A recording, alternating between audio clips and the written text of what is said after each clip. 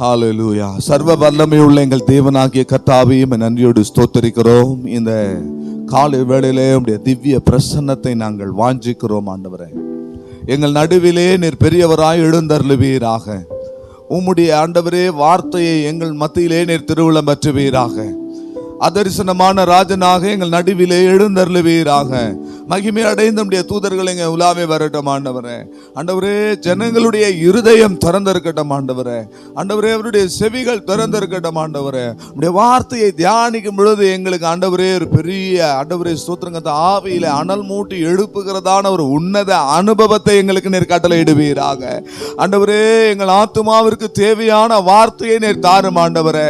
பேசுகிறது நீங்கள் அல்ல, உங்கள் பிதாவின் ஆவியானவரே என்று சொல்லப்பட்டபடி ஆவியானவர் தாமே எங்களுக்கு ஆண்டவரே இப்பொழுது பேசுவீராக, பேசுவீராக. நாங்கள் கேட்கிறோம் சுவாமி, நாங்கள் கேட்கிறோம் ஆண்டவரே. நீர் எங்களோடு கூட பேசுவீராக. உடைய வார்த்தைகள் எங்களுக்கு வேண்டுமே, உடைய வார்த்தைகளை எங்களுக்கு தாரும் ஆண்டவரே. உடைய வார்த்தைகள் எங்களுக்கு ஆண்டவரே சோத்திரங்கத்தாவே எங்கள் ஊனுக்கெல்லாம் அது பலனாய் இருக்கிறது, எங்கள் ஆவிக்கெல்லாம் அது பலனாய் இருக்கிறது. எங்கள் ஆத்துமாவுக்கு உன்னத பலன் தருகிற உடைய வார்த்தைகளை இப்பொழுது எங்களுக்கு தாரும் ஆண்டவரே, தாரும் ஆண்டவரே. உடைய நாமத்தை நீர் மகிமைப்படுத்திக் கொள்ளும் ஆண்டவரே. மகிமை நீர் எடுத்துக்கொள்ளும் ஆண்டவரே. அடிமையாக ஒரு வாயாய் மாத்திரம் இருக்கட்டும் ஆண்டவரே. எல்லா கனமும் துதியை நாங்கள் உமக்கே ஏறெடுக்கிறோம். இயேசுவை நாமத்தினால் வேண்டுகிறோம் பிதாவே, ஆமென். கர்த்தருடைய பரிசுத்த நாமத்திற்கு மகிமை உண்டாவதாக. நாம் யோபுவின் சரித்திரம் 10ஆம் அதிகாரம் 17வது வசனத்துக்கு நேராக நம்முடைய கவனத்தை நாம் திருப்புவோம். யோபுவின் சரித்திரம் 10ஆம் அதிகாரம் 17வது வசனம்.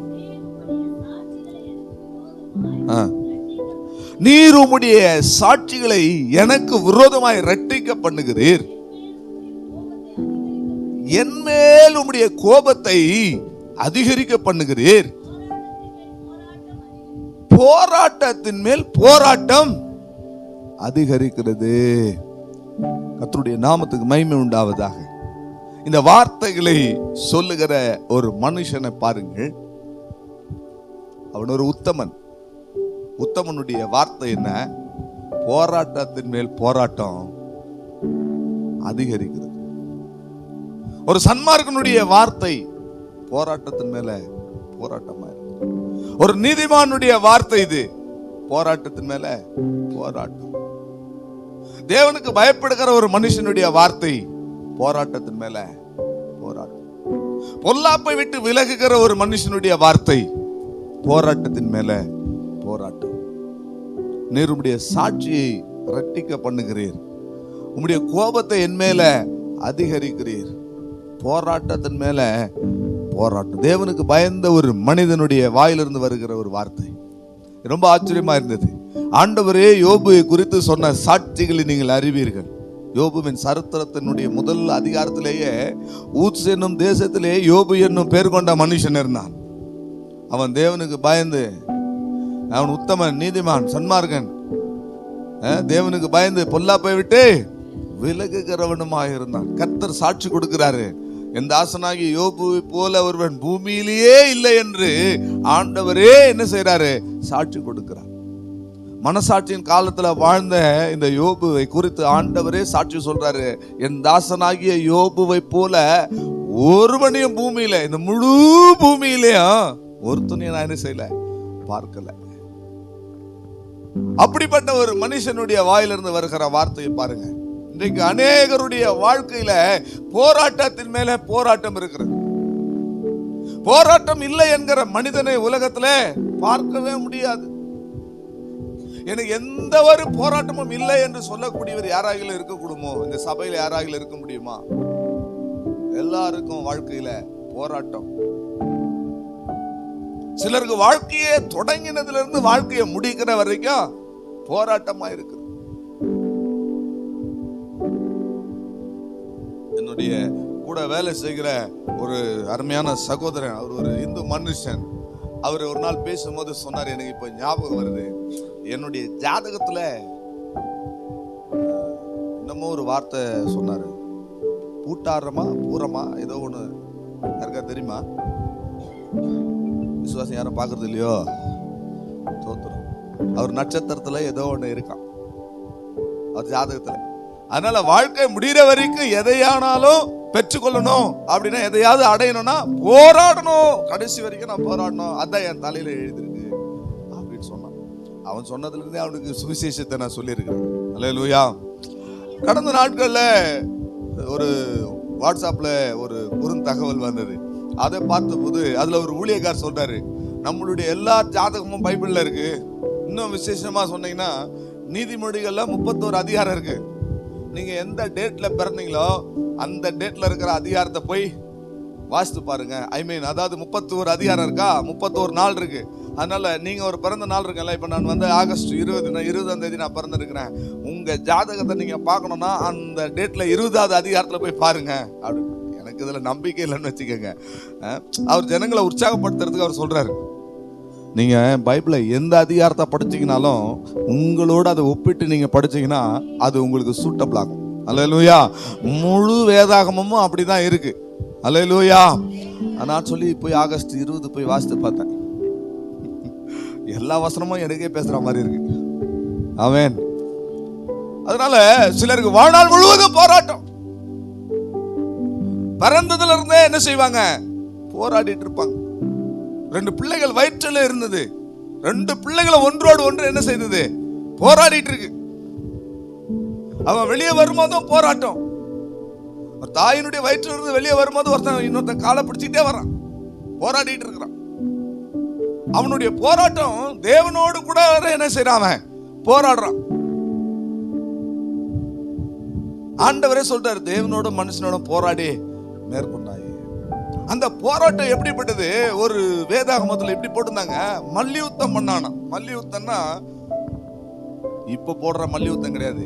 இப்ப நிறைய மல்யுத்தம் பாக்குறீங்களா, வேர்ல்டு ரெஸ்லிங் ஃபெடரேஷன் சொல்றாங்கல்ல, சும்மா அடிக்கிற மாதிரி பண்ணுவானுங்க. ஆனா அடிக்க மாட்டானு, தூக்கி போடுற மாதிரி போடுவானுங்க, தூக்கி போட மாட்டானு. நம்ம பார்க்கும்போது இப்படி இல்லையா. அங்க மல்யுத்தம் என்பது என்ன, ஒருத்தரை முட்டி மோதி கீழே உருட்டி பரட்டி ஆண்டவரோடு அப்படி அவன் என்ன செய்தானா, அவன் போராடுறான். சிலருக்கு ஒரு குறிப்பிட்ட காலம் வரைக்கும் போராட்டம் இருக்கும். அந்த காலம் வந்த உடனே அந்த போராட்ட காலம் முடிவுக்கு வரும். அதன் பிறகு அவனுக்கு எல்லாமே ஆசீர்வாதமாய் மாறும். பிரியமானவர்களே, அல்லேலூயா, அல்லேலூயா. யோபுவினுடைய வாழ்க்கையில ஒரு குறிப்பிட்ட காலம் வரைக்கும் அவன் போராடுகிற ஒரு வாழ்க்கைக்குள்ள வந்தான். ஆனா ஆரம்பத்துல இருந்து அவனுக்கு போராட்டம் கிடையாது. ஆரம்பத்துல நல்லா போச்சு, எல்லாமே நல்லா இருந்தது, எல்லாமே ஆசீர்வாதமா இருந்தது, எல்லாமே செழிப்பா இருந்தது. ஆனா ஒரு குறிப்பிட்ட காலம் வரும்போது அவனுக்கு ஒரு போராட்டம் உண்டாயிற்று. கர்த்தருக்கு ஸ்தோத்திரம். யாரெல்லாம் போராடிட்டு இருக்கிறீங்கன்னு எனக்கு தெரியாது.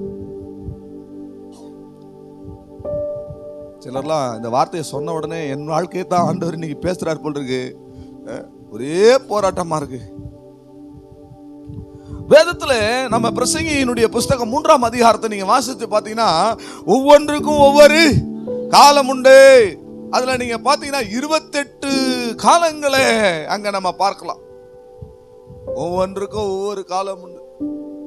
அழ ஒரு காலம் உண்டு, சிரிக்க ஒரு காலம் உண்டா, நகைக்க ஒரு காலம் உண்டு, நட ஒரு காலம் உண்டு, நட்டதை பிடிக்க ஒரு காலம், சர்ச்சுக்கு வர ஒரு காலம் உண்டு, வராமல் இருக்கிறதுக்கும் எனக்கு காலம் உண்டு. இல்ல சின்னதுரை ஐயா, கிழிக்க ஒரு காலம் உண்டு, கிழித்ததை தைக்க ஒரு காலம் உண்டு. இப்படி 28 காலங்களை அங்க சொல்லப்பட்டிருக்கிறது. சிலருக்கு யோபுவினுடைய பிரசங்கினுடைய புஸ்தகம் 9ஆம் அதிகாரம் 11வது வசனத்துல அந்த காலத்தை குறித்து நாம் பார்க்கும் பொழுது, ஓடுகிறதற்கு வேகம் உள்ளவர்களின் வேகம் போதாது, யுத்தத்திற்கு சௌகரியவான்களுடைய சௌகரியம் போதாது, விருத்தி அடைவதற்கு புத்திமான்களுடைய புத்தி போதாது, எல்லாருக்கும் சமயமும் தேவனுடைய செயலும் நேரிட வேண்டும். அதான் சொல்றாங்களா, எல்லாத்துக்கும் ஒரு காலம் வரணும், எல்லாத்துக்கும் ஒரு நேரம் வரணும். புறஜாதிகள் சொல்றாங்க நேரம் பார்க்கறாங்க, காலம் பார்க்கறாங்க. ஆனா வேதம் சொல்லுது பாருங்க, எல்லாவற்றுக்கும் தேவனுடைய செயல் நேரிட வேண்டும். எல்லாருக்கும் குறித்த காலம் இருக்கிறது. அல்லேலூயா. அதுன்னு காலத்துல நேர்த்தியா எல்லாவற்றையும் செய்யறான். அந்த வசனத்தை நம்ம கல்யாணத்துக்கு மட்டும் தான் யூஸ் பண்ணுவோம், நோட்டீஸ்ல அடிப்போம் இல்லையா. தோத்துரும். பிரியமானவர்களே, எல்லாவற்றுக்கும் ஒரு சமயம் இருக்கிறது, எல்லாவற்றுக்கும் ஒரு காலம் இருக்கிறது, எல்லாவற்றுக்கும் ஒரு நேரம் இருக்கிறது. அதோடு கூட தேவனுடைய செயலும் இருக்கிறது. பூமியில ஒரு மனிதன் போராடுவதற்கு ஒரு காலத்தை தேவன் குறித்து வைத்திருக்கிறார் என்று இந்த யோபுவே சொல்றார். 7ஆம் அதிகாரத்தினுடைய முதல் வசனத்தை நீங்கள் வாசித்து பார்த்தீங்கன்னா, பூமியில போராடுவதற்கு மனுஷனுக்கு குறிக்கப்பட்ட ஒரு காலம் இருக்கிறது. அல்லேலூயா. இந்த யோபு தான் சொல்றாரு, போராட்டத்தின் மேல எனக்கு போராட்டம். அது மாத்திரமல்ல, நான் போராடுவதற்கு எனக்கு குறிக்கப்பட்ட ஒரு காலம் இருக்கிறது என்று அவர் சொல்லுகிறார். பூமியிலே போராடுவதற்கு மனுஷனுக்கு ஒரு குறிக்கப்பட்ட காலம் இருக்கிறது என்று அவர் பேசுகிறார். 14ஆம் அதிகாரம் 14வது வசனத்துக்கு நேராக நீங்கள் வரும் பொழுது, எனக்கு அந்த குறிக்கப்பட்ட இந்த போராட்டத்தின் காலத்தில் எனக்கு எப்போது ஒரு மாறுதல் வரும் என்று இந்த போராட்டத்தின் நாட்களிலெல்லாம் நான் காத்திருக்கிறேன் என்று அவர் சொல்லுகிறார். வாசித்து பாருங்கள். மனுஷன் செத்த பின் பிழைப்பானோ, எனக்கு எப்பொழுது மாறுதல் வரும் என்று எனக்கு குறிக்கப்பட்ட போராட்டத்தின் நாளெல்லாம். அல்லேலூயா. அருமையான தேவனுடைய ஜனமே, இந்த கால வேளையில நான் உங்களுக்கு ஒரு வெளிப்பாடாக சொல்லுகிறேன். உங்களுடைய போராட்டத்தின் காலத்திற்கு ஒரு முடிவை தேவன் கட்டளையிட போகிறார். யாரெல்லாம் எந்தெந்த காரியங்களில் போராடி கொண்டிருக்கிறீர்களோ, போராட்டத்தின் மேலே போராட்டம் எனக்கு அதிகரித்துக் கொண்டிருக்கிறது என்று வேதனையோடு, கண்ணீரோடு, துன்பத்தோடு நீங்கள் தேவனுடைய சமூகத்தில் எனக்கு போராடுகிற இந்த நாட்கள்ல, எனக்கு குறிக்கப்பட்ட இந்த போராட்டத்தின் நாட்கள்ல எனக்கு எப்பொழுது மாறுதல் வரும் என்று இந்த போராட்டத்திலே நான் காத்து கொண்டிருக்கிறேன் என்று நீங்கள் சொல்லுகிறீர்களோ, பிரியமானவர்களே, போராட்டத்தின் மேல் போராட்டம் உங்களுக்கு அதிகரிக்கும் பொழுது நீங்களும் ஒரு 3 காரியங்களை நீங்கள் அதிகரிக்கணும். அதுதான் இன்னைக்கு செய்தி. உங்களுக்கு போராட்டத்தின் மேல போராட்டம் வருது சொன்னா, ஐயோ போராட்டம் போராட்டம் போராட்டம். ஒரு ஆளுக்கு நான் சொல்றேன், ஏன் நீங்க வாழ்நாள் எல்லாம் இப்படி சொல்லிட்டு இருக்கிறீங்க சிஸ்டர் அப்படின்னா, உங்களுக்கு வந்தா தான் தெரியும் அப்படின்றாங்க. அல்லேலூயா. எப்படி நம்ம விசுவாசிங்க, உங்களுக்கு வந்தா தான் தெரியும். நீங்க சும்மா சொல்லிட்டு போயிடுறீங்க. கர்த்தருக்கு ஸ்தோத்திரம். எதோட நீங்க போராடிட்டு இருக்கீங்க? வியாதியோட போராடுறீங்களா? இல்ல கடன் பிரச்சனையோடு போராடுறீங்களா? தேவைகளோடு போராடுறீங்களா? பலவீனத்தோடு போராடுறீங்களா? பொல்லாத மனிதர்களோடு போராடுறீங்களா? அல்லது பொல்லாத ஆவிகளோடு போராடுறீங்களா? உங்களுடைய போராட்டம் எப்படிப்பட்டதா இருக்கிறது? எந்த நிலையில நீங்கள் போராடி கொண்டிருக்கிறீங்க? உங்க போராட்டம் எப்படிப்பட்டதா இருந்தாலும், இந்த போராட்டத்தின் நாட்கள்ல போராட்டத்தின் மேல் போராட்டம் உங்களுக்கு அதிகரிக்கும் பொழுது நீங்களும் அதிகரிக்க வேண்டிய ஒரு காரியம் இருக்கு. பிரியமானவர்களே, யோவான் எழுதின சுவிசேஷம் 1ஆம் அதிகாரம் 16வது வசனத்துல போராட்டத்தின் மேல் போராட்டம் அதிகரிக்கும் பொழுது நீங்கள் அதிகரிக்க வேண்டிய இன்னொரு காரியம் அங்கே சொல்லப்பட்டிருக்கிறது. வாசியுங்கள். அவருடைய பரிபூரணத்தினாலே நாம் எல்லாரும் கிருபையின் மேல் கிருபையை பெற்றோம். ஒரு அல்லேலூயா சொல்லுங்க, கரங்களை உயர்த்தி. போராட்டத்தின் மேல் போராட்டம் அதிகரிக்கும் பொழுது நீங்கள் கிருபையின் மேலே கிருபையை பெற்றுக்கொள்ள வேண்டும். ராமேன் சொல்லுங்களேன். அல்லேலூயா, அல்லேலூயா. போராட்டத்தின் மேல் போராட்டம் என்றால் நீங்க என்ன அதிகரிக்கணும்? சத்தமா சொல்லுங்க. கிருபையின் மேல் கிருபை. போராட்டத்தின் மேல் போராட்டம்னு உங்க மனது சொல்லுச்சுன்னா நீங்க அதற்கு எதிரடியா சொல்லணும், நான் கிருபையின் மேல கிருபையில நிற்கிறேன். அல்லேலூயா. ஏன் போராட்டத்தின் மேல போராட்டம் வரும்போது கிருபையின் மேல கிருபைக்கு வரணும், அந்த கிருபையை அதிகரிக்கணும், கிருபையை நாம் பெற்றுக்கொள்ளணும் சொன்னா, இந்த போராட்டத்திலே நிலை நிற்பதற்கு தேவனுடைய கிருபை தான் நமக்கு ஒத்தாசை செய்யும். ஏனென்றால் நாம் நிற்பதும் நிர்மூலமாகாததும் தேவனுடைய சுத்த கிருபையா இருக்கிறது. அல்லேலூயா. போராட்டத்தின் மேல போராட்டம் வரும்போது நீங்கள் கிருபையின் மேலே கிருபையை நீங்கள் அதிகரிப்பீர்கள் என்று சொன்னால், அந்த கிருபையின் மேலே நீங்கள் கிருபையை பெற்றுக்கொண்டு நிற்பீர்கள் என்று சொன்னால், இந்த போராட்டத்திலே விழுந்து போகாமல் இந்த போராட்டத்திலே நிலை நிற்கிறவர்களாய் நீங்கள் மாறுவீர்கள். அல்லேலூயா.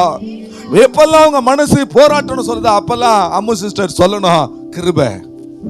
எவ்வளவு போராட்டம் வந்தாலும் என்னை நிலை நிற்க செய்வது கிருபை. நீங்க சொல்லணும்னு கர்த்தர் சொல்றாரு. அல்லேலூயா. போராட்டம் அவங்க மாத்திரம் இல்லை, எல்லாரும் தான். போராட்டமா இருக்கு வாழ்க்கை அப்படின்னா போராட்டம், ஐயோ இந்த போராட்டம்னா உடனடியா அவங்க ஆத்மாவில் இந்த சத்தம் உண்டான கிருபை. ஏன்னா இந்த கிருபையினால தான் நான் நிலை நிற்பேன். இந்த கிருபையினால நான் விடாமல் இருப்பேன்.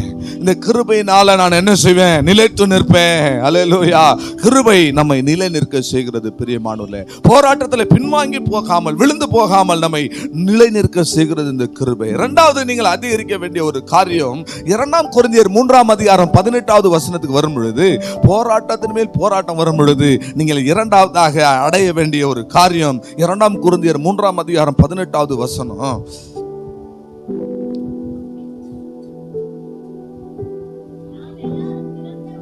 நாம் எல்லாரும் திறந்த முகமாய் கர்த்தருடைய மகிமையை கண்ணாடியிலே காண்கிறது போல கண்டு, ஆவியாய் இருக்கிற கர்த்தரால் அந்த சாயலாகத்தானே மகிமையின் மேல் மகிமை. போராட்டத்தின் மேல் போராட்டம் வந்தா முதலாவது நீங்கள் அதிகரிக்க வேண்டியது என்ன? கிருபையின் மேல் கிருபை. இரண்டாவது, போராட்டத்தின் மேல் போராட்டம் வந்தால் எலிசபெத் அவர்களே, நீங்கள் அதிகரிக்க வேண்டியது மகிமையின் மேல் மகிமை. ஏன் நாம் மகிமையின் மேல் மகிமைக்கு வரணும்? பல முறை நான் பிரசங்கித்திருக்கிறேன். மகிமையின் மேல் மகிமை எப்படி வரும்? மகிமைக்கு மேல மகிமை எப்படி வரும்? மகிமை என்பது என்ன? காணக்கூடாத கர்த்தருடைய கிரியைகள் தான் மகிமை. காணக்கூடாத கர்த்தருடைய காணக்கூடிய வெளியரங்கமான கிரியைகள் தான் மகிமை. இந்த போராட்டத்தின் நாட்களில நீங்கள் மகிமையை நாடணும். மகிமை எப்படி வரும்? உங்கள் மனம் புதிதாகிறதுனால நீங்கள் மகிமை மேல மகிமை அடைந்து மறுரூபமாவீர்கள். மனம் புதிதாகணும். போராட்டத்துல மனம் புதிதாகிட்டே இருக்கணும். புதிதாகும் பொழுது மகிமையின் மேல மகிமையை தேவன் கட்டளையிடுகிறார். அல்லேலூயா. ஏன் போராட்டத்தின் மேல் போராட்டம் வரும்போது மகிமையின் மேல மகிமை அடைய வேண்டும் என்று சொன்னால், இந்த மகிமை மேல இந்த மகிமை அடையும் போது நமக்கு பல பாடங்களை அது கற்றுக் கொடுக்கிறது. நான் உபத்திரவப்பட்டது எனக்கு நல்லது, அதனால உம்முடைய பிரமாணங்களை நான் கற்றுக்கொண்டேன். நான் உபத்திரவப்படுவதற்கு முன்பதாக வழி தப்பி நடந்தேன், இப்பொழுதோ உம்முடைய பிரமாணங்களை காத்து நடக்கிறேன். ஆகவே உபத்திரம் வரும் பொழுது மகிமையின் மேல மகிமை அடையணும். ஏன் என்று சொன்னால், இக்காலத்து பாடுகள் இனி வெளிப்படுகிற மகிமைக்கு அது ஒப்பானது அல்ல.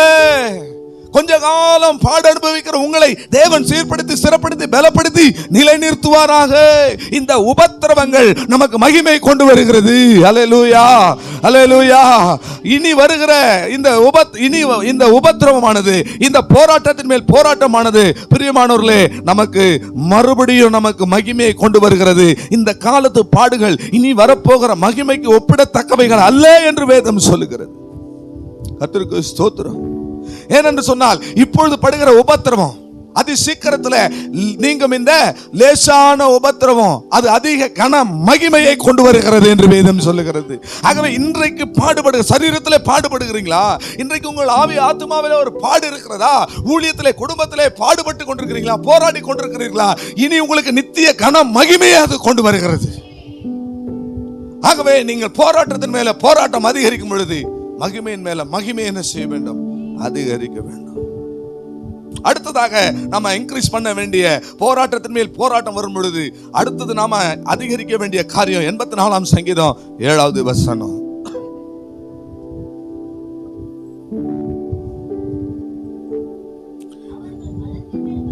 அவர்கள் பலத்தின் மேல் பலன் அடைந்து சீயோனிலே தேவ சந்நிதியிலே வந்து காணப்படுவார்கள். போராட்டத்தின் மேல் போராட்டம் அதிகரிக்கும் பொழுது மூன்றாவதாக நீங்கள் அதிகரிக்க வேண்டிய காரியம் பலத்தின் மேல் பலன், கிருபையின் மேல் கிருபை. போராட்டத்தில் கிருபையின் மேல் கிருபை நம்மை விழுந்து போக செய்யாது, நிலைநிறுத்தும். போராட்டத்தில் மகிமையின் மேல் மகிமை அது நமக்கு நல்ல பாடங்களை கற்றுக் கொடுக்கும். அது மாத்திரமல்ல, இனி வெளிப்பட போகிற கன மகிமைக்கு அது ஒப்பானவைகள் அல்ல. மூன்றாவது, போராட்டத்தின் மேல் போராட்டம்னா பலத்தின் மேல் பலன். நீங்க ஒரு போராட்டம் உங்களுக்கு ரொம்ப அதிகரிக்குன்னா உன்னத பலன் நாடணும். அல்லேலூயா. அந்த உன்னத பலன் எப்பொழுது வரும்? ஒரு வியாதியில பலவீனப்பட்டு படுத்துட்டீங்க, என்னால முடியல அப்படின்ற ஒரு சூழ்நிலை ஆயிடுச்சு. அது வியாதிக்கு மேல வியாதி வந்துட்டே இருக்கு, போராடிட்டே இருக்கிறீங்க. அந்த நேரத்தில் பலத்தின் மேல் பலன் அடைய வேண்டும். கவனியுங்கள். அல்லேலூயா.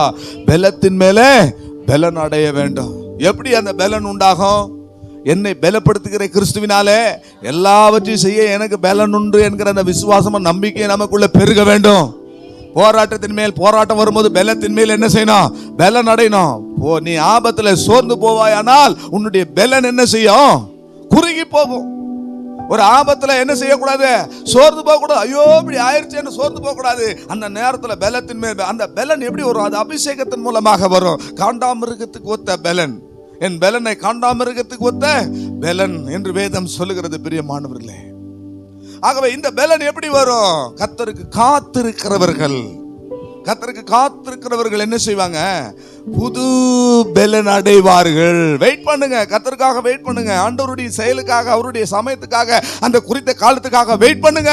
அது ஒரு புது பலனை, உன்னத பலனை கொண்டு வரும். அந்த பலத்தின் மேல் பலன் அடையும் போது, இந்த 84ஆம் சங்கீதம் எனக்கு ரொம்ப பிடிச்ச சங்கீதங்க. நீங்க ஃபுல்லா அதை வாசிச்சு பாருங்க. அவங்க அழுகையின் பள்ளத்தாக்கை உருவ நடந்து, அப்படி ஒரு போராட்டத்தின் மேல போராட்டம், அப்படி வரும் பொழுது பலத்தின் மேல பலன் அடைகிறவர்களாக நாம் காணப்பட வேண்டாம். போராட்டம் ஒரு நீர் சுழல் போல போய் சிக்கிட்டுன்னு வச்சுக்கலாம், உள்ள இழுத்துரும். போராட்டம், ஐயோ போராட்டம்னு தலையில கைய வச்சீங்கன்னா நீர் சுழல் உள்ள இழுத்துட்டு போற மாதிரி என்ன செஞ்சிடும்? இனி திரும்ப வர முடியாதபடி இழுத்துட்டு போயிடும்.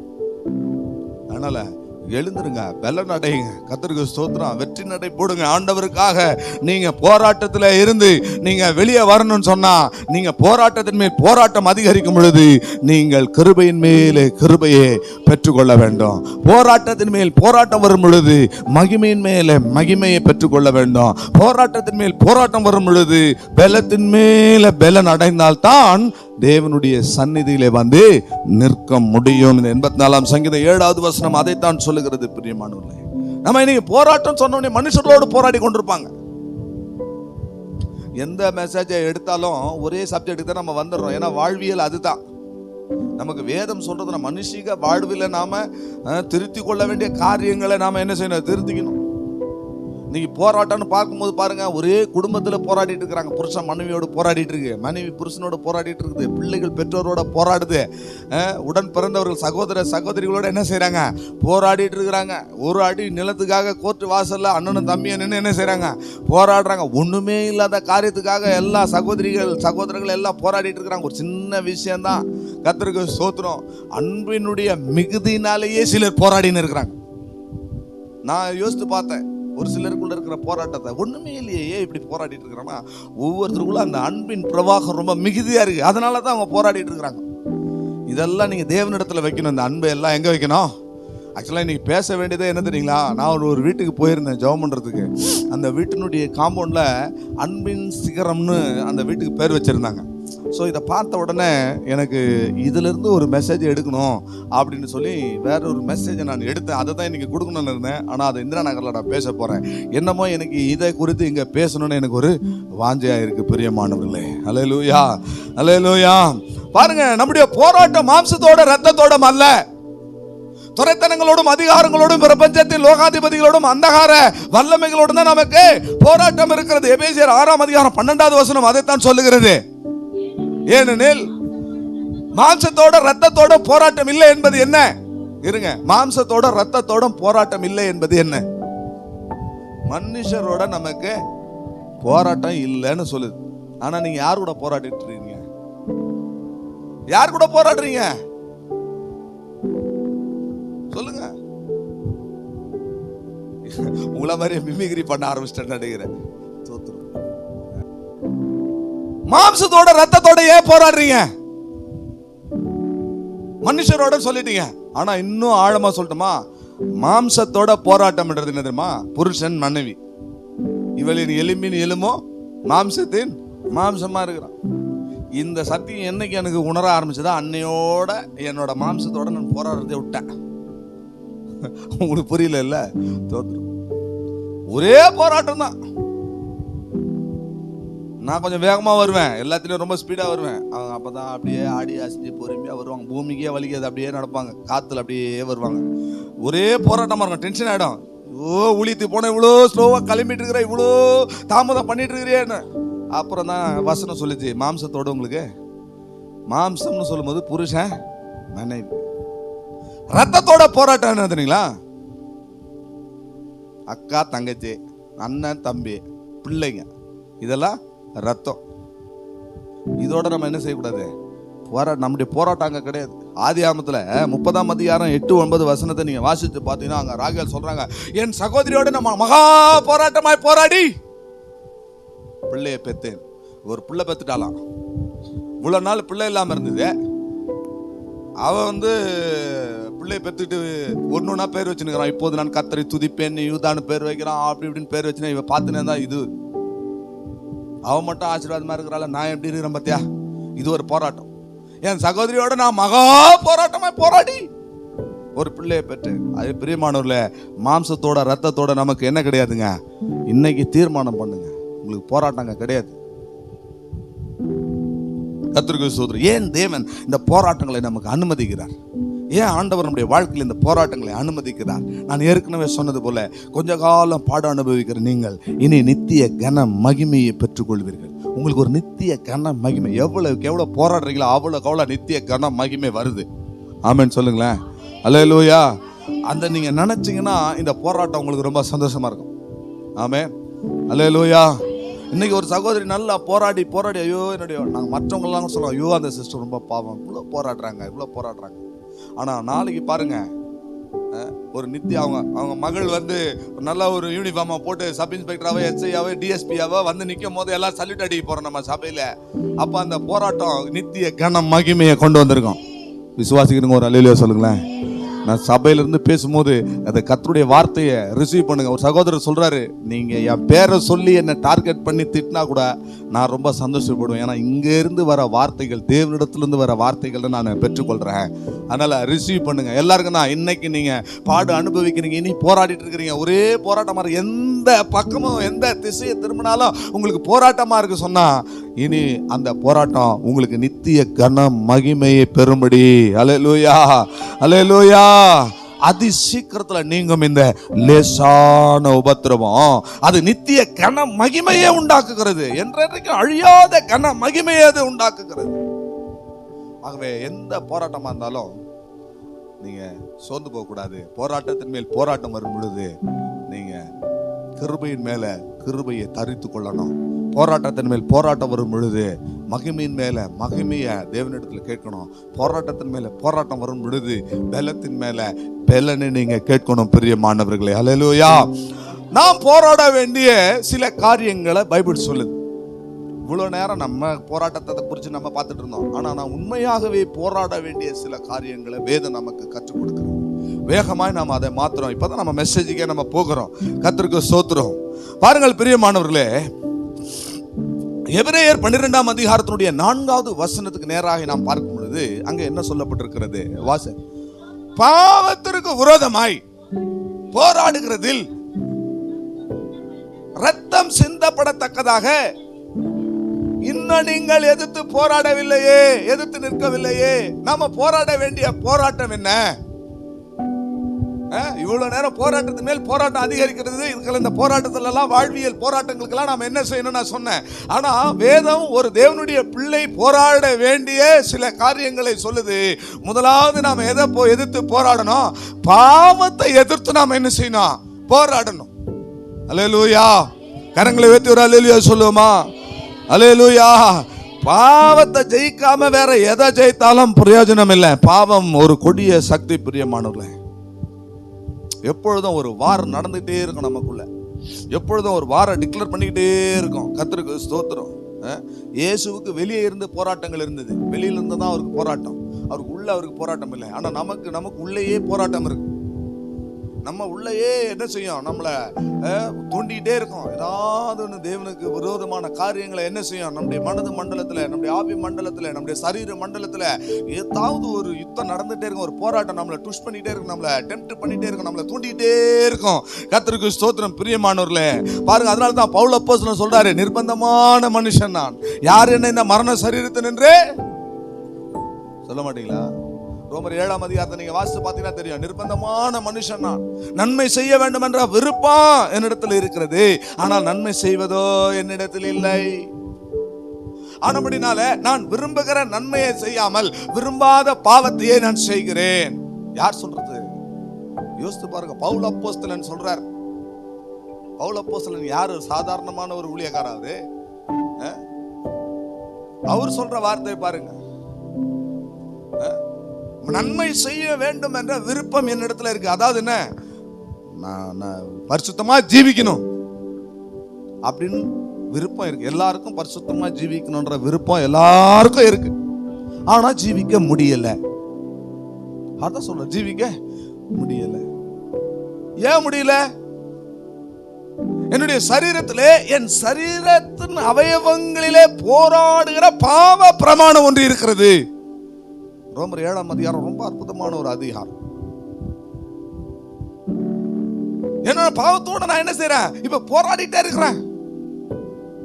நன்மை செய்யணும்னு நினைக்கிறேன், ஆனா என் சரீரத்திலோ நன்மை செய்வதோ இல்லை. இப்படிப்பட்ட இந்த போராட்டத்துக்காகத்தான் பவுல் அப்போஸ்தலன் சொல்றாரு, நீங்க பாவத்திற்கு விரோதமாய் போராடும் போது ரத்தம் சிந்துவதற்கு ஏதுவாய் நீங்க என்ன செய்யல, அடிபட்டு ரத்தம் சிந்தி நீங்க ரத்தம் ஆறா பாயினா கூட இந்த பாவத்துக்கு உடன்பட்டு போக மாட்டேன் அப்படின்ற ஒரு போராட்டத்துக்கு என்ன செய்யணும்? வரணும். அல்லேலூயா, அல்லேலூயா, அல்லேலூயா, அல்லேலூயா. ஒரே ஒரு காரியத்தை நான் சொல்றேன். ரிச்சர்ட் உட்மிராண்ட் என்று சொல்லப்படுகிறதான ஒரு தேவ மனிதன், ருமேனியாவினுடைய கம்யூனிஸ்ட் நாட்டினுடைய அந்த கம்யூனிஸ்ட் சட்ட திட்டங்களுக்கு அவர் உட்படாமல் சுவிசேஷத்தை பிரசங்கித்ததுனால பல வருஷங்கள் சிறைச்சாலையில் இருந்தார். சென்னைக்கு கூட அவர் வந்திருக்கிறார் சீரணி அரங்கத்துல. நீங்க நெட்ல ரிச்சர்ட் உட்மிராண்டனுடைய சாட்சியை நீங்க போட்டு பாருங்க, யூடியூப்ல போட்டு பாருங்க. அவங்க பையனை அவர் எதிர்க்கவே பயங்கரமான கொடுமை, சிறையில சித்திரவதை, பயங்கரமான சித்திரவதை. கிறிஸ்துவை மறுதலிக்கணும், ஆண்டவர் என்ன செய்யணும்? மறுதலிக்கணும். அப்போ அவங்க பையனை அவருக்கு முன்பதாகவே அவரை பின்னாடி லாக் பண்ணி அவங்க பையனை அவருக்கு முன்பதாக இரும்பு ராடுனால அடிக்கிறாங்க. 2 அடி அடிச்சாங்க.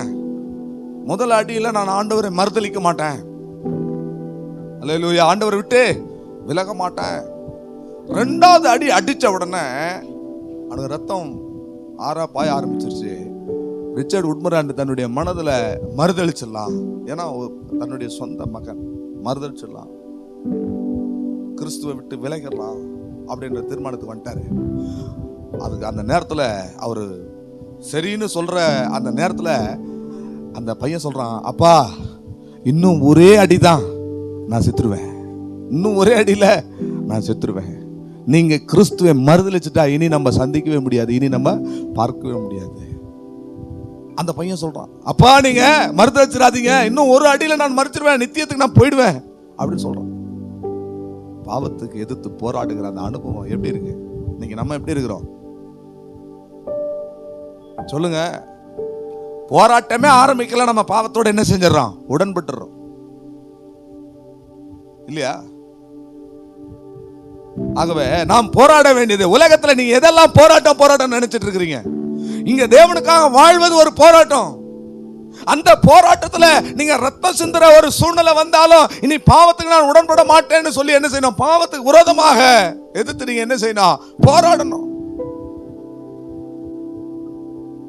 அதனாலதான் ரோமர் 8ஆம் அதிகாரம் இந்த போராட்டத்தில் ஜெயம் பெறணும்னா ரோமர் 8ஆம் அதிகாரம் 2வது வசனத்தை நீங்க வாசிச்சு பார்த்தா, இவ்வளவு நேரம் நான் நிர்பந்தமான மனுஷன், நான் பாவ சரீரம், மரண சரீரம் எல்லாம் பேசிட்டு வந்தாரு. அவர் சொல்றாரு, ஜீவனுள்ள தேவனுடைய ஆவியினாலே பாவம் அந்த பிரமாணத்தினின்று கிறிஸ்து இயேசுவினாலே ஜீவனுள்ள ஆவியின் பிரமாணம் என்னை பாவம் மரணம் என்கிற பிரமாணத்தினின்று விடுதலையாக்கிற்றே. அருமையான தேவனுடைய ஜனமே, சகோதரனே, சகோதரியே, அருமையான நண்பனே, சிநேகிதே, நான் உங்களுக்கு சொல்லுகிறேன், நீங்கள் போராடணும். உலகத்துல எதோடு போராடணும்? மாம்சத்தோட ரத்தத்தோட இனி போராடக்கூடாது. பாவத்துக்கு எதிர்த்து என்ன செய்யணும்? போராடணும். அதுல ஒருவேளை ரத்தம் சிந்தினாலும் சந்தோஷம், அதுல ஒருவேளை ரத்தம் செஞ்சு மரித்தாலுமே அது நமக்கு ஜெயம் தான் பிரியமானவர்களே. அதுக்கு நீங்க போராடுங்க. நான் சொல்லலைங்க, பைபிள் சொல்லுது. கர்த்தருக்கு ஸ்தோத்திரம். மாம்சம் பலவிதமான பாவம் பலவிதமான காரியங்களை சொல்லும். பண ஆசை வரும், பொருளாசை வரும், ஏமாத்த சொல்லும், வஞ்சிக்க சொல்லும், திருட சொல்லும், நயமா பேச சொல்லும், என்ன நம்ம பண்ண உள்ள இருந்து எல்லாத்தையும் எதிர்த்து என்ன செய்யணும்? போராடணும். நீ நயமா பேசினா தான் இன்னைக்கு வீட்டுல அடுப்புல அரிசி வேகம் அப்படி சொன்னா, நீ பசியில பட்டினியில கடந்து செத்தாலும் பரவாயில்ல, அதுதான் நீ ரத்தம் சிந்தி மறிக்கிறதுக்கு அடையாளமா இருக்கு. பாவத்துக்கு விரோதமா என்ன செய்யணும்? போராடும். சத்தியத்தை அறிந்த பின்பு மனப்பூர்வமா ஒருத்தன் பாவம் செய்தால் இனி அந்த பாவத்திற்கு செலுத்தப்பட வேண்டிய ஒரு பலி இல்லையே என்று எபிரேயர் 10ஆம் அதிகாரம் 26வது வசனத்தில் சொல்லப்பட்டிருக்கிறது. வாசிங்க.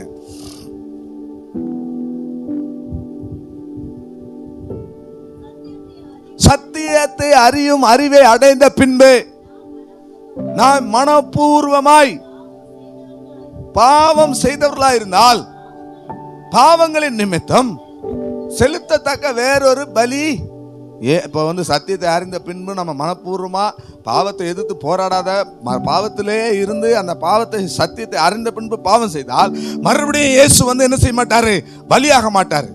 வசனம் என்ன சொல்லுது? அடுத்தது டைரக்டா என்னதானா,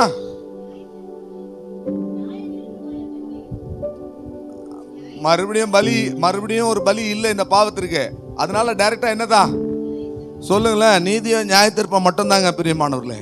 ஆகவே சரியான ஒரு அபிஷேகத்துல இருந்து பாவத்துக்கு எதிர்த்து என்ன செய்யணும், போராடணும். எபேசியர் 6ஆம் அதிகாரம் 12வது வசனத்துல இரண்டாவது நாம் போராட வேண்டிய ஒரு காரியம் பாருங்க. எபேசியர் 6ஆம் அதிகாரம் 12வது வசனம், கொஞ்சம் வேகமா வாசிங்க.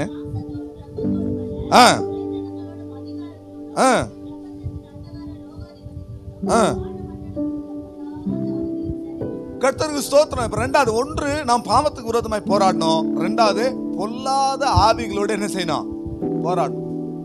எல்லாத்தையுமே பொல்லாத ஆவிகளின் போராட்டம் எடுத்துக்கூடாது.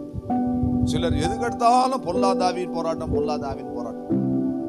ஒரு நாள் ஒரு சாத்தான், ஒரு பிசாசு ஒரு இடத்துல உட்காந்து அழுதுனது, ஒரு கல்லு மேல உட்காந்து அழுதுனதுதான். ஃபுல்லா அழுதுனாரு, ஓன்னு அழுதுன்னு இருக்கான். அப்போ ஒரு ஆள் கேட்டானா, ஏன் இங்க உட்காந்து அழுதுன்னு இருக்கிறான்னு. இந்த கிறிஸ்தவன் இருக்கிறான எல்லாத்தையும் பண்ணிட்டு என் மேல பழிய போட்டுறான். எப்படி சொல்றதுக்கு, இப்ப இதை சொல்றதுக்கு யோசிக்க வேண்டியது. என் மேல பழிய போட்டுறான், என் மேல பழிய போட்டுறான். பண்றதெல்லாம் பண்ணிட்டு பழிய தூக்கி எல்லாத்தையும் எடுத்துடக்கூடாதுங்க பிரியமானவர்களே. கர்த்தருக்கு ஸ்தோத்திரம்.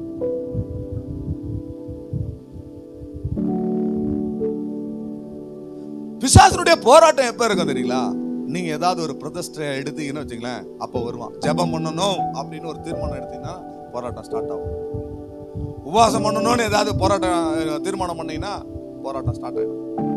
ஊழியத்துக்கு போகணும்னு ஏதாவது பிளான் பண்ணீங்கன்னா, பிரதிஷ்டை எடுத்தீங்கன்னா உடனே என்ன செஞ்சிருவான், வருவான். கர்த்தருக்கு ஸ்தோத்திரம். உடனே நம்ம முழங்கால போடணும், உடனே ஜெபத்தை இன்க்ரீஸ் பண்ணணும். அல்லேலூயா. பலத்தின் மேல பலத்தை என்ன செய்யணும், இன்க்ரீஸ் பண்ணணும். மகிமையின் மேல மகிமை இன்க்ரீஸ் பண்ணணும். உடனே நம்ம என்ன செய்யணும், அந்த ஆவி மண்டல போராட்டத்துக்கு விரோதமாக நாம் அவனை எதிர்த்து நின்று போராடணும். பிசாசை எதிர்த்து நின்று போராடக்கூடிய ஒரே ஒரு உன்னதமான அனுபவம் என்ன தெரியுமா? முழங்கால் யுத்தம் தான். முழங்கால் போட்டீங்கன்னா பிசாசு என்ன செஞ்சிருவான், அவன் நடுங்க ஆரம்பிச்சிருவான். பிரியமானவர்களே, அவன் கிளம்பிட்டான், அவங்களோட போராட ஆரம்பிச்சுட்டான்னு தெரிஞ்சா, அதை நான் மறுபடியும் சொல்றேன், எல்லாத்துக்குமே அவனை இழுக்காதீங்க. நம்ம பண்றதெல்லாம் பண்ணிட்டு அவன் மேல பழிய போடாதீங்க. நீங்க இந்த கிறிஸ்துவ வாழ்க்கையில நீங்க ஏதாவது ஒரு பிரதிஷ்டை பண்ணி, கவனிங்க ஐயா, கர்த்தருக்கு ஸ்தோத்திரம், கவனிங்க. ஏதாவது ஒரு பிரச்சனையை பண்ண, ஒரு பிரதிஷ்டையை பண்ணா உடனே வருவான், உங்களோட போராட வருவான். உங்களை ஆவிக்குரிய வாழ்க்கையில முன்னேறி போக விடாத அளவுக்கு போராட வருவான். அந்த நேரத்துல உடனடியா தடைகளை போடணும். உடனடியா ஜெபத்தை என்ன செய்யணும், இன்க்ரீஸ் பண்ணணும். பிரியமானவர்களே, இந்த விதமான ஜாதி பிசாசு ஜெபத்தினாலும் உபவாசத்தினாலும் என்று வேறொன்றால என்ன செய்யாது, போகாது. அதனால நாம பிரியமானவர்களே, முழங்கால போட்டு தடைகளை போட்டு பிசாசுக்கு எதிர்த்து நில்லுங்கள், அப்பொழுது அவன் உங்களை விட்டு ஓடி போவான். மூன்றாவதாக 1 தீமோத்தேயு 6ஆம் அதிகாரம் 12வது வசனத்திலே நாம் போராட வேண்டிய ஒரு போராட்டம் இருக்கு. வாசிங்க. 1 தீமோத்தேயு 6ஆம் அதிகாரம் 12. விசுவாசத்திலே நல்ல போராட்டத்தை போராடு, நித்திய ஜீவனை பற்றிக்கொள், இதற்காகவே நீங்க அழைக்கப்பட்டீங்க. அல்லேலூயா. தீமோத்தேயுக்கு பவுல் எழுதுறாரு பாருங்க, விசுவாசத்துல நல்ல போராட்டத்தை போராடு. ஒரு அல்லேலூயா சொல்லுங்களேன். அல்லேலூயா. விசுவாசத்துல நல்ல போராட்டத்தை நம்ம முதலாவது பாவத்தை எதிர்த்து என்ன செய்யணும், போராடணும். ரெண்டாவது பொல்லாத ஆவிகளின் சேனை எதிர்த்து என்ன செய்யணும், போராடணும். மூன்றாவது போராட்டம் விசுவாசத்துல. இது ஒரு நல்ல போராட்டம். ஒரு விசுவாசின்னு சொன்னா அவங்க வாழ்க்கை எதுல தான் இருக்கணுங்க, விசுவாசத்துல தான் இருக்கணும். விசுவாசத்துல தான் என்ன செய்யணும், ஓடணும். வியாதி வருதுன்னு வச்சுங்க, அப்போ விசுவாசத்துல தான் நிக்கணும் முதல்ல. அல்லேலூயா சொல்ல மாட்டீங்களா? விசுவாசத்துல நில்லுங்க. நீங்க விசுவாசத்துல நிக்கிறீங்கன்னு தொடர்ந்துச்சுன்னா அந்த வியாதியினுடைய உக்கரம் 7 மடங்கா சூடேற்றப்படும். இனி கடனே வாங்க மாட்டேன் அப்படின்ற ஒரு தீர்மானம் பண்ணி நீங்க விசுவாசத்துல தான் என் வாழ்க்கையை நடத்துவேன் அப்படி சொல்லி நின்னீங்கன்னு வச்சுக்கலாம், டோட்டலா தொடச்சி 0 பேலன்ஸ்ல கொண்டு வந்து நிறுத்திடுவான். 7 மடங்கு சூடாக்கிடுவான். அதான் விசுவாச பரீட்சை. எதாவது இனி நான் விசுவாசத்துல தான் ஜீவிப்பேன், என்னுடைய ஊழிய விசுவாசம், என்னுடைய வேலையில விசுவாசம், என்னுடைய குடும்பத்துல விசுவாசம், என்னுடைய காரியங்கள் எல்லாவற்றிலையும் விசுவாசம். இன்றைக்கு விசுவாசத்தை மறுதலிச்சு போற காரியங்கள்லாம் நிறைய வந்துச்சு. எனக்கு ரொம்ப பிடிச்ச ஒரு pastor Stephen pastor, Pallavaram ACA சபையினுடைய ஸ்தாபகர் ஸ்டீஃபன். அவருடைய சாட்சிகளை நீங்க கேட்டு பாருங்க பிரியமானவர்களே. பயங்கரமான தேவ மனிதர். எங்க அப்பா மூலியமா ஸ்டீஃபன் பாஸ்டருடைய சத்தியங்களை நான் அறிந்து கொண்டேன், அவருடைய விசுவாசத்தை தெரிந்து கொண்டேன். ஒரு நாள் அந்த விசுவாசத்தை சொல்ற பாருங்க. ஒரு நாள் ஏதோ ஒரு பட்டணத்திற்கு ட்ரெயின்ல தான் போகணும், ட்ரெயினை புக் பண்ணணும். ஏதோ வெளி மாநிலத்துக்கோ வெளியூருக்கோ ஒரு ஊழியத்துக்கு. கையில ஒரு பைசா கிடையாது. ஆனா கர்த்தர் சொல்றாரு, நீ எழுந்து சென்ட்ரல் ஸ்டேஷனுக்கு போ, நீ போய் கவுண்டர்ல நில்லு, டிக்கெட்டை வாங்கு. ஆண்டவரே பைசா, நீ போ ஆண்டவர் சொல்றாரு. உடனே கிளம்பி போயிட்டார். போய் கவுண்டர்ல நிக்கிறார். இதை ஏற்றுக்கொள்ள வல்லவர்கள் தான் ஏற்றுக்கொள்ள முடியும், மற்றவங்களுக்கு அது பைத்தியமா தோன்றும். போய் நிக்கிறாரு, வரிசை போயிட்டே இருக்கு. கடைசியா இவருக்கு முன்னாடி ஒரு ஆளு நிக்கிறாரு, கையில பைசா இல்ல, ஆனா ஆண்டவர் சொல்றாரு நீ போய் அங்க நில்லுன்னு. போய் நிக்கிறாரு. அடுத்த ஆளு மூவ் பண்ணி போறான், இவரு நிக்கிறாரு. விசுவாசத்துல நிக்கிறது, விசுவாசத்துல வாழ்றதுன்னா என்ன? அதான் அங்க சென்ட்ரல்ல ஸ்டேஷன் விட்டு ஏறி ட்ரெயின் விட்டு இறங்கி ஒருத்தன் வரான். பாஸ்டர் உங்களை பாக்கிறதுக்கு தான் பல்லாவரம் வர, நீங்க இங்கே நிக்கிறீங்களா அப்படின்னு சொல்லிட்டு, என்ன நிக்கிறீங்க, எங்க டிக்கெட் எடுக்கணுமா, நீங்க வாங்க வருமா வாங்க நான் எடுக்கிறேன் உங்களுக்காக சொல்லிட்டு அவரை வெளியே தள்ளி அந்த பாஸ்டருக்கு பதிலா அந்த சகோதரன் டிக்கெட் எடுத்து கொடுத்தான். அல்லேலூயா. இந்த விசுவாச பிராக்டிஸ் யாருக்கு வரும்? உங்களுக்கு வருமா? பக்கத்துல கேளுங்க, நீங்க இப்படி இருப்பீங்களான்னு கேளுங்க. ஹலோ அட்டை, இருப்பீங்களா? கொஞ்சம் டவுட்டு தான். அவரு ஒரு பல்லாவரம் மலை பக்கத்துல ஒரு கூரை கொட்டகையில சபை நடத்திட்டு இருக்காரு. அந்த கொட்டகைக்கு பின்னாடி ஒரு வீடு, அந்த வீட்டில் ஒரு வாழை மரம் வச்சார். அந்த வாழை மரம் நல்லா கொலை தள்ளி நல்ல காய் பழுத்துற ஒரு ஸ்டேஜ் வந்தது. அவர் என்ன பண்ண, நம்ம சபைக்கு வர விசுவாசிகளுக்கெல்லாம் அதை நாளைக்கு கொடுப்போம் அப்படின்னு சொல்லி அவர் அது மனதில் வச்சிருக்கிறாரு. நாளைக்கு சண்டே ஆராதனை முடிஞ்ச உடனே அந்த வாழை கொலையை வெட்டி எல்லாருக்கும் கொடுக்கணும் அப்படின்னு சொல்லி பார்த்தா, சாட்டர்டே நைட்டு அதை என்ன செய்தான், எவனோ ஒருத்தன் வந்து வெட்டி திருடின்னு போயிட்டான். ஆண்டவர் இந்த மனுஷனுடைய விசுவாசத்தை பாருங்க. ஆண்டவரே, என்னுடைய வாழைக்குலை எனக்கு என் சபைக்கு வந்தால் தான் அடுத்தது நான் ஆராதனை ஆரம்பிப்பேன்னு சொல்லிட்டு ஞாயிற்றுக்கிழமை முழங்கால நின்று ஜெபம் பண்ணுகிறேன். அல்லேலூயா. என் வாழைக்குலை எனக்கு என்ன செய்யணும், வரணும். என் விசுவாசிகளுக்கு கொடுக்குறது நான் வச்சிருந்தேன், அதை வரணும்னு சொல்லிட்டு ஜெபம் பண்ணுகிறேன். வந்தா தான் நான் என்ன செய்வேன், இப்போ ஆராதனையை ஸ்டார்ட் பண்ணுவேன்னு சொல்லி. பிரியமானவர்களே, பல மணி நேரம் ஜெபம் போயிட்டு இருக்கு. அதை வெட்டின்னு போனவன் திரும்ப அந்த சபையில் வச்சு ஓடியே போயிட்டான். நீங்க பல்லாவரம் பாஸ்டர் ஸ்டீஃபனுடைய பாலந்தேனுன்ற புஸ்தகங்களை வாங்கி வாசிச்சு பாருங்க. அவர் மறிக்கிற பொழுது யாருமே எதிர்பார்க்காத நல்ல வெயில், ஒரு கோடை காலம், அது வெயில் காலத்துல பயங்கரமான வெயில். அந்த மழைக்கு மேகத்திற்கு எந்த விதமான சாத்தியமும் இல்லை. அவர் ஜீவன் பிரியும் பொழுது இடி முழக்கம் உண்டாச்சான் வானத்தில். அவர் சரீரத்திலிருந்து அவர் உயிர் போகும்போதே பயங்கரமா வானம் குமிர்ச்சான் பாருங்க, இடி இடிச்சுதான். யூடியூப்ல அந்த சாட்சி இருக்கு. இடி முழக்கத்துல இருந்து தான் கர்த்தர் அவர் எடுத்துட்டாங்க. அவர் மாத்திரம் இல்லைங்க, அவரை போல பல விசுவாச வீரர்கள் பரிசுத்தவான்கள் இந்த பூமியில வாழ்ந்திருக்கிறாங்க. உங்க விசுவாசம் எங்க? பக்கத்துல கையை பிடிச்சு கேளுங்க, விசுவாசமா இருக்கிறீங்களான்னு கேளுங்க. கேளுங்க. யாராவது எனக்கு அப்பவே தெரியும்னு சொன்னாங்கன்னா அவன் பயங்கரமான அவிசுவாசி. இது நடக்காதுன்னு எனக்கு அப்பவே தெரியும், இது கிடைக்காதுன்னு எனக்கு அப்பவே தெரியும், இது குணமாக்காதுன்னு எனக்கு அப்பவே தெரியும், அப்பவே தெரியும்னு சொன்னா அவன் அவிசுவாசி. விசுவாசத்துல வராத யாவுமே எப்படிப்பட்டதா இருக்கிறது? பாவமா இருக்கிறது. நீங்க விசுவாசத்துல நின்னுட்டீங்கன்னா உங்களுக்கு போராட்டங்கள் வந்து 1 மடங்கு இருக்கிற போராட்டம் இப்ப 7 மடங்கா எரியும். நாங்கள் ஆராதிக்கிற எங்கள் தேவன் எங்களை தப்புவிக்க வல்லவரா இருக்கிறார் சொன்னா பாருங்க, 7 மடங்கு என்ன செஞ்சிருச்சு? அக்கினி சூடேற்றப்பட்டது. என்ன நடந்தது? அந்த விசுவாசத்தினுடைய பரீட்சையில, அந்த விசுவாசத்தினுடைய உச்ச கட்டத்துல தேவனே எழுந்து என்ன செஞ்சிட்டாரு? அக்கினிக்குள்ள போயிட்டாரு. ஒரு அல்லேலூயா சொல்லுங்களேன். நீ விசுவாசத்துல நல்ல போராட்டத்தை போராடுங்க, விசுவாசத்துல நில்லுங்க.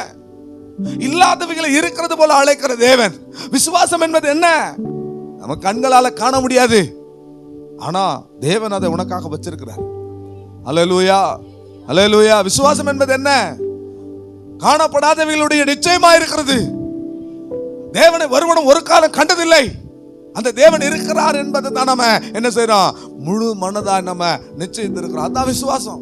இது நடக்கும் அப்படின்னு நீங்க நின்று பாருங்க. உபத்திரவங்கள் 7 மடங்கு பெருகினாலும் பரவாயில்ல, அக்கினி சூளை உங்களுக்கு 7 மடங்கு சூடேற்றப்பட்டாலும் பரவாயில்ல, விசுவாசத்தினுடைய உச்சத்துக்கு என்ன நடக்கும் தெரியுங்களா? ஆண்டவரே எழுந்து நிற்பார். நீங்க விசுவாசத்துல உறுதியா இருந்து பூரணத்தை நோக்கி நீங்க போறீங்க, மகா பரிசுத்த விசுவாசத்துக்கு நேரா நீங்க போறீங்க அப்படின்னா, பொதுவான விசுவாசத்தை குறித்து உங்களுக்கு சொல்றதுக்கு மனதா இருந்தேன். ஆனா இப்போ நான் உங்களுக்கு மகா பரிசுத்த விசுவாசத்தை குறித்து சொல்றேன்னு யூதாவின் நிருபம் 3வது வசனத்துல நாம் பார்க்கிறோம். அந்த வசனத்தை எடுத்துக்கங்க. யூதா 3வது வசனம் பாருங்க. மகா பரிசுத்த விசுவாசம்னா என்ன? நீங்க விசுவாசத்துல 7 மடங்கு போராட்டங்கள் அதிகரிச்சு நிற்கும் போது நீங்க கர்த்தருக்காக நீங்கன்னா ஆண்டவரே எழுந்து நின்று அந்த உச்சத்துல உங்களோடு கூட வருவார். அல்லேலூயா. பாருங்க 110ஆம் சங்கீதம் 7வது வசனத்துல உம்முடைய சத்துருக்களை பாதபடி ஆக்கி போடுகிற வரைக்கும் வலது பார்சத்துல சொல்ல மாட்டீங்களா? தெரியாது. 110ஆம் சங்கீதம் 7வது வசனம், உம்முடைய சத்துருக்களை பாதபடி ஆக்கி போடுகிற வரைக்கும் உமது வலது பார்சத்துல உட்காரம்னு சொல்லப்பட்டிருக்கிறது. இயேசு கிறிஸ்து உயிர்த்தெழுந்து அவர் என்ன செய்தாரு? உட்கார்கிறவராக இது முதல் மனுஷகுமாரன் தேவனுடைய வலது பார்சத்திலே உட்கார்ந்து இருக்கிறதை காண்பீர்கள் அப்படிதான் வேதம் சொல்லுது. உயிர்த்தெழுந்த இயேசு பிதாவினுடைய வலது பார்சத்துல அவருடைய சிங்காசனத்துல என்ன செஞ்சிருக்கிறாரு? உட்கார்ந்து இருக்கிறார். உட்காரம் தான் இருக்கு. நீர் உட்காரம் 110:1 தோத்திரம் 7ல என்ன சொல்லப்பட்டிருக்கு? 110:1 உம்முடைய சத்துருக்களை பாதபடியாக்கி போடும் வரைக்கும் உட்கார அவர் உட்காண்டாரு. இங்க இருந்து அவரு உயிர்த்தெழுந்து சத்துருவை மிதிச்சு அவனை பாதபடி ஆக்கி நேரா போய் என்ன செஞ்சாரு? மனுஷகுமாரன் அவருடைய சிங்காசனத்துல வீற்று இருக்கிறவர். ஆனா எழுந்து நின்றார் என்று எங்க சொல்லப்பட்டிருக்கு தெரியுங்களா? ஸ்தேவான் மரிக்கிறதான அந்த நேரத்துல விசுவாசத்துல ஸ்தேவான் நிற்கிறான். கடந்த 2 நாட்களுக்கு முன்பதாக அப்போஸ்தலருடைய நடவடிக்கைகளை ஜாய்ஸ் வாசித்து கொண்டே இருந்து இந்த ஸ்தேவான் கிட்ட வந்துட்டாங்க. அவங்களுக்கு நிறைய காரியங்கள் வெளிப்படுத்தின உடனே என்கிட்ட கேட்க ஆரம்பிச்சாங்க, பாருங்க ஸ்தேவானை பாருங்க, ஸ்தேவானை பாருங்க, ஸ்டீஃபன் அதான் பாருங்க இப்படி இருக்கான், அப்படி இருக்கான், இப்படி இருந்திருக்கான், அப்படி இருந்திருக்கிறான். அவ்வளோ விசுவாச பேர் கல்லால் அடிக்கிறாங்க. கல் வந்து விழுது. கல்லால் அடிச்சு கொள்றதுன்றது ரொம்ப பயங்கரமான ஒரு இதுங்க. யோசித்து பாருங்க. அதை நேரடியாக குவைத்தில் ஒருத்தனுக்கு மரண தண்டனை நிறைவேற்றுகிறத நேரடியாக கண்களால் பார்த்தவர் வந்து சொன்னார், நான் பார்த்துருக்கேன், ஒருத்தனை கல்லால் அடித்து மரண தண்டனை நிறைவேற்றுறத பார்த்துருக்கேன், ரொம்ப மகா பயங்கரமானது அது அப்படின்னு சொன்னார். என் கூட ஒர்க் பண்ணுறவர் அருமையானவர்களே, அப்படிப்பட்ட விசுவாச பரீட்சையில அவன் கர்த்தருக்காக 7 மடங்கு சூடேற்றப்பட்ட அந்த பரீட்சையில் நிற்கும் போது வானங்கள் திறந்திருக்கிறது. மனுஷகுமாரன் என்ன செய்யறாரு? எழுந்து நிற்கிறாராம். நீங்க விசுவாசத்துல 7 மடங்கு சூடேற்றப்பட்ட சூழ்நிலையில நீங்க உறுதியா நின்றீங்கன்னா உங்களுக்கு அவர் எழுந்து நிற்கிறாருங்க. எவ்வளவு பெரிய ஒரு விஷயம் நான் சொல்லிட்டு இருக்கிறேன். அல்லேலூயா. விசுவாசத்துல நீங்க போராடணும் பிரியமானவர்களே. அப்போஸ்தலர் நடவடிக்கைகள் 7ஆம் அதிகாரம் 56வது வசனத்தை வாசிங்க.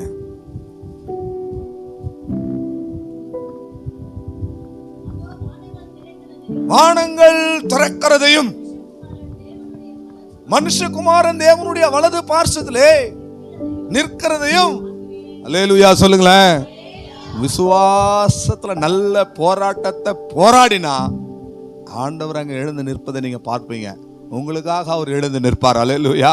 நமக்காக எழுந்து நிற்பார். முதலாவது பாவத்தோடு போராட வேண்டும். 2வது பொல்லாத ஆவிகளின் சேனையோடு போராட வேண்டும்.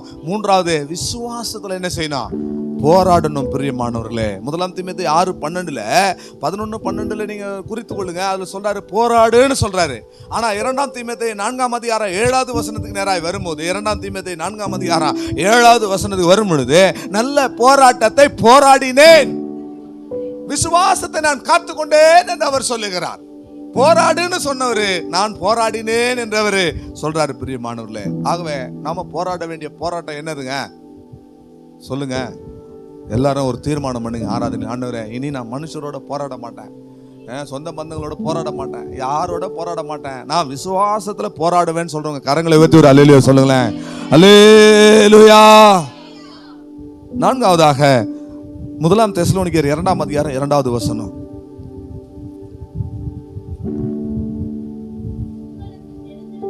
உங்களுக்கு தெரிந்திருக்கிறபடி பிலிப்பு பட்டணத்துல பாடுபட்டாங்க, நிந்தை அடைஞ்சாங்க, வெகு போராட்டத்தோட. அல்லேலூயா. இப்போ நீங்க எதுக்கு போராடணும்? தேவனுடைய சுவிசேஷத்தை சொல்லும்படி என்ன செய்யணும்? போராடணும். என்ன போராடிட்டு இருக்கிறீங்க? உங்க போராட்டம் எப்படிப்பட்ட போராட்டமா இருக்கு? சுவிசேஷ ஊழியத்துக்கு வாங்கன்னு சொன்னா நாங்க வரமாட்டோம். ஆனா இங்க என்ன பட்டிருக்கு? போராடுங்கன்னு சொல்லப்பட்டிருக்கு. அல்லேலூயா. போராடுங்க அப்படின்னு சொல்லப்பட்டிருக்கு. எப்படி? வெகு பாடுபட்டு, நிந்தை, அவமானம் ஊழியத்துல. ஏன்னா ஆண்டவர் போராட்டத்தின் மேல் போராட்டம் வரும்போது நாங்க கிருபையின் மேல கிருபை பெற்றுக்கொள்வோம், மகிமையின் மேல மகிமையை பெற்றுக்கொள்வோம், பலத்தின் மேல பலத்தை பெற்றுக்கொள்வோம். அல்லேலூயா. சுவிசேஷத்துக்கு நாம என்ன செய்யணுங்க? போராடணுங்க. விடுதலையின் சுவிசேஷம் இருக்கு, மகிமையின் சுவிசேஷம் இருக்கு. விடுதலையின் சுவிசேஷம் ஒரு மனிதனை கிறிஸ்துக்குள்ள கொண்டு வர்றான். மகிமையின் சுவிசேஷம் அவனை பூரணப்படுத்தி பரலோகத்துக்கு நேரா என்ன செய்யும்? எடுத்துக்கிட்டு போகும். அல்லேலூயா. பாருங்க, ரோமருக்கு எழுதின நிருபம் 1 அதிகாரம் 14வது வசனத்துல அவரு ரோம யூதருக்கும் கிரேக்கருக்கும் புறஜாதிகளுக்கும் மற்ற யாருக்கும் சுவிசேஷத்தை பிரசங்கிக்க நான் என்ன செய்யறேன்? கடனாளி ஆயிருக்கிறேன்னு சொல்றாரு. வாசிங்க 1:14 வாசிங்க. கிரேக்கருக்கும் மற்ற அந்நியர்களுக்கும் ஜாதிகளுக்கும் ஞானிகளுக்கும் மூடருக்கும் நான் கடனாளியா இருக்கிறேன். என்ன கடன்? எல்லா இடத்துலயும் வாங்கி வச்சுக்கிறேன் பாஸ்டர். அந்த கடனா? சிலர்லாம் எங்க திரும்பினாலும் கடன் தான். இப்ப சொல்றேன், கடன் வாங்கினவங்க பரலோகம் போக முடியாதுங்க. கடன் வாங்கினவங்க, இப்ப நான் கடன் வாங்கி வச்சிருக்கேன், இன்னைக்கு மட்டையாயிட்டேன்னா பரலோகம் நீங்க பாட்டு பாடலாம், பிரசங்கம் பண்ணலாம், ஜெபம் பண்ணலாம், ஆவியில நேரலாம், அந்நிய பாஷை பேசலாம், கடனோட இருந்தா பரலோகம் போக முடியாது பைபிள் சொல்லுது. ஆனா நாம கடன் பட வேண்டிய விஷயம் என்ன தெரியுங்களா? சுவிசேஷத்தை சொல்றதுக்கு நாம கடனாளியா இருக்கிறோம். அல்லேலூயா. அன்பு ஒன்று தவிர வேற ஒன்றுக்கு என்ன செய்யாதீங்க? கடன் படாதீங்க. ஸ்தோத்திரம் சொல்வதற்கு நான் கடனாளி ஆயிருக்கிறேன், இதுக்கு தான் நம்ம கடன் பண்ணோமே தவிர. கர்த்தருக்கு ஸ்தோத்திரம்.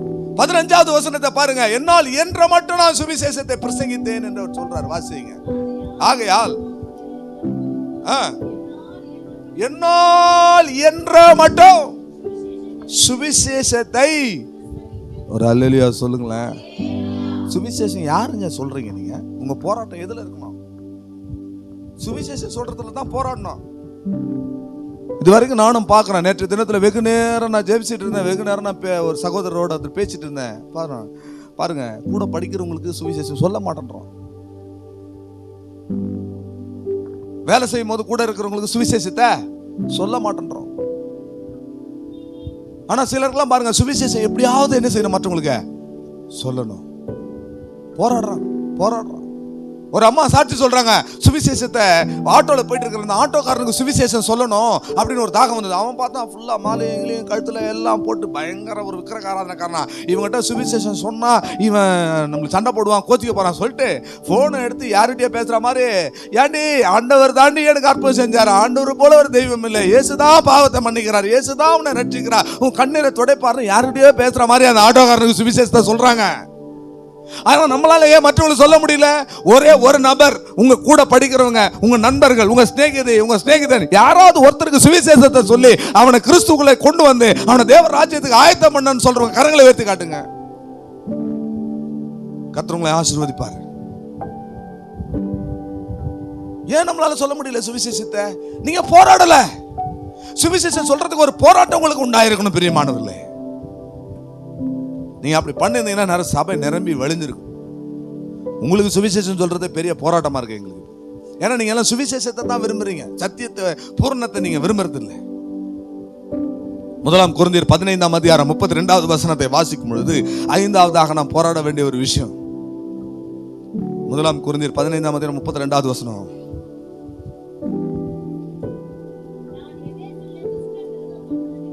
எபேசு சபையில சில மிருகங்கள் இருக்கு. அது மனுஷங்களை தான் சொல்றாரு. மனுஷங்களை தான் சொல்றாரு. சில ஆளுங்க சபையிலேயே இப்படிதான் துஷ்ட மிருகங்களா தான் இருப்பாங்க. என்ன சொன்னாலும் கேட்க மாட்டாங்க, என்ன சொன்னாலும் திருந்த மாட்டாங்க, எதை பண்ண மாட்டாங்க. நாம என்ன செய்யணும்? அந்த துஷ்ட மிருகங்களோட போராடணும். போராடி போராடி பார்த்து ஓடிவிடக்கூடாது. பவுல் சொல்றாரு, என்னை போன்றவன் ஓடி போவானோ என்று சொல்லி. துஷ்ட மிருகங்களோட நமக்கு ஒரு போராட்டம், துஷ்ட மனிதர்களோட நமக்கு ஒரு போராட்டம். ஆறாவதாக நாம் போராட வேண்டிய விஷயம் கொலோசியர் 2ஆம் அதிகாரம் 1வது வசனம். நேரம் இல்லாததுனால கொலோசியர் 2ஆம் அதிகாரம் 1வது வசனம். உங்களுக்காகவும்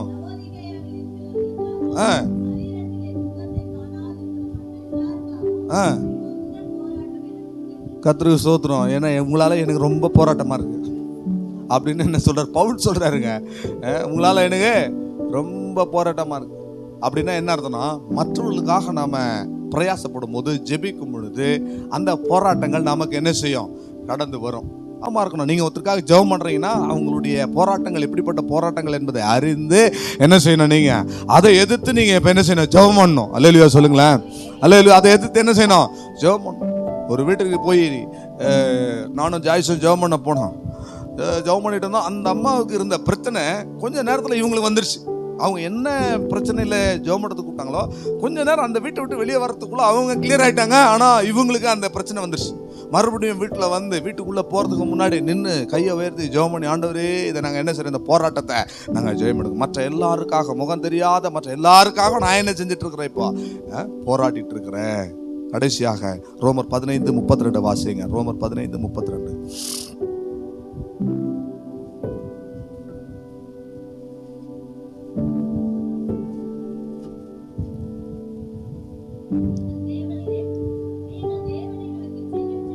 நீங்கள் தேவனை நோக்கி செய்யும் ஜெபங்களில் நான் போராடுகிறது போல நீங்களும் என்னோடு கூட போராட வேண்டும். அப்ப ஜெபங்களிலே நாம என்ன செய்யணும், போராடணும். ஆமென் சொல்லுங்களேன். ஜெபங்களிலே என்ன செய்யணும், போராடணும். மன்றாடி ஜெபிக்கிறாங்கல்ல, அதான் போராடி ஜெபிக்கிறது. ஜெபத்துல யாக்கோபு தேவனோடு மனிதனோடு என்ன செய்தான், போராடணும். அப்படி போராட்டமான ஒரு ஜெபம் இருக்கணுங்க. ஜெபத்துல போராடணுங்க. நிறைய பேர் நான் பார்க்குறேன், ரொம்ப ஸ்டைலா ஜெபம் பண்ணிட்டு போயிடுறாங்க. எங்களை நேசிக்கிறேன் எங்கள் பரலோக பிதாவே அப்படி சொல்லிட்டு ஆரம்பிச்சு அப்படியே ரொம்ப ஸ்டைலா ஜெபம் பண்ணிட்டு போயிடுறாங்க. ஜெபத்துல நீங்க வீட்டில் இருந்து ஜெபம் பண்ணும் போது கருத்தா ஜெபிக்கணும். அந்த ஜெபம் போராடி ஜெபிக்கணும். ஒரு நாள் பெண்கள் ஐக்கிய ஜெபத்தில் நான் உட்காந்துருந்தேன். கர்த்தருக்கு ஸ்தோத்திரம். பின்னாடி உட்காந்துருக்கிறேன். நான் வந்தது யாருக்கும் தெரில. உங்க ஜெபம் பண்ணுறாங்க. என்னால் மறக்க முடியாத ஜெபம் ஒன்று இருக்குது. அந்த ஜெபத்தை பண்ணவர் நீ சர்ச்சு உள்ள அங்கே தான் இருக்கிறாரு. ஒரு ஜெப குறிப்பு சொல்கிறாங்க, பாஸ்ட்டுக்காக அவருடைய சரீர பலத்திற்காக ஜெபம் பண்ணுங்க அப்படி சொன்னால், ஆண்டவரே எங்கள் பாஸ்ட் ஆசீர்வாதம் சொல்லிட்டு 2 வார்த்தை தான் ஆசீர்வாதம் அப்படி சொல்லிட்டு, அவருக்கு நல்ல புத்தியை தாரும் ஆண்டவரே, அவர் நல்ல உணர்வை தாரும் ஆண்டவரே, அவர் நல்ல ஞானத்தை தாரும் ஆண்டவரே. நான் பின்னாடி உட்காந்துட்டு இப்போ என்ன என்கிட்ட ஒரு குறைவை இவங்க பார்த்துட்டாங்கன்னு தெரியலையே, இவங்க எனக்கு போராடுறாங்க ஜெபத்தில். திருமணிலேருந்து ஒரு சகோதரி வந்திருந்தாங்க, வேற சபைக்கு போகிறவங்க. அவங்க ஜெபம் பண்ணிட்டு இருக்கிறாங்க. நானும் பின்னாடி உட்காந்து பார்த்துருந்தேன். அந்த ஜெபத்தில் அப்படி போராடுறாங்க. எனக்கு ரொம்ப ஆச்சரியமா இருந்தது. ஒன்றுமே தெரியல, பைபிளை கூட படிக்க தெரியாது அவங்களுக்கு. ஆனால் ஜெபம் பண்ணுறது எப்படின்னு கற்றுக்கிட்டு போராடுறாங்க. கமாண்ட் கொடுக்குறாங்க. ஆண்டவரை பார்த்து கமாண்டிங் தான், ஆண்டவரே நீ இதை செய்யுங்க, இதை செய்கிறேன்னு சொன்னீங்களே, ஏன் நீங்கள் செய்யலை அப்படி சொல்லிட்டு அவங்க போராடுறாங்க ஜெபத்தில். அப்படி ஜெபம் பண்ணுற ஒரு போராட்டம் உங்களுக்கு இருக்கா? ஜெபத்தில் போராடுகிற அந்த தன்மை இருக்கா? முதல்ல ஜெபம் பண்ணுற பழக்கம் இருக்கா? சொல்லுங்க. எவ்வளோ நேரம் ஜெபம் பண்ணீங்க? உங்கள் அதிகாலை ஜெபம் என்னாச்சு? இரவு ஜெபம் என்னாச்சு? இரவு ஜெபத்துக்கு யாரும் வரதில்லை. இரவு ஜெபம் என்னாச்சு? நீங்கள் தனித்து ஜெபம் பண்ணுறீங்களா?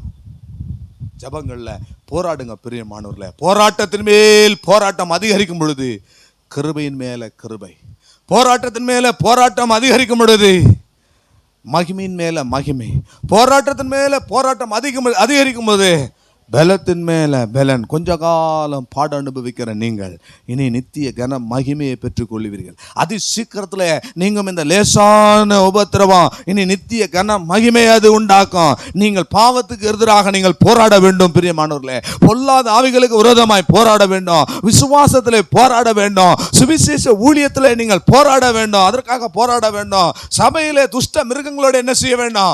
போராட வேண்டும். மற்றவர்களுக்காக ஜெபிக்கிற ஜெபங்களில் போராட வேண்டும். நீங்கள் தனிப்பட்ட முதலத்தில் ஜெபிக்கும் பொழுது ஜெபத்தில் நீங்கள் என்ன செய்ய வேண்டும்?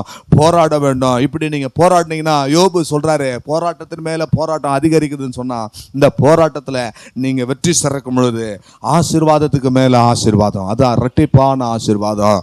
வேதம் சொல்லுகிறது, ஏசாயா 41:12, உன்னோடு போராடினவர்களை நீ தேடியும் காணாதிருப்பாய். கர்த்தர் உங்களை ஆசீர்வதிப்பாராக. எல்லாரும் எழும்பி நின்று இந்த போராட்டத்தில் ஒரு ஜெயம் பெறும்படியாய், நீங்கள் ஜெயாளிகளாய் மாறும்படியாய், கர்த்தர் போராட்டத்தில் உங்களுக்கு மகிமையை கனத்தை தரும்படியாக எல்லாரும் எழும்பி நின்று தேவனை நாம் ஸ்தோத்தரிப்போமா.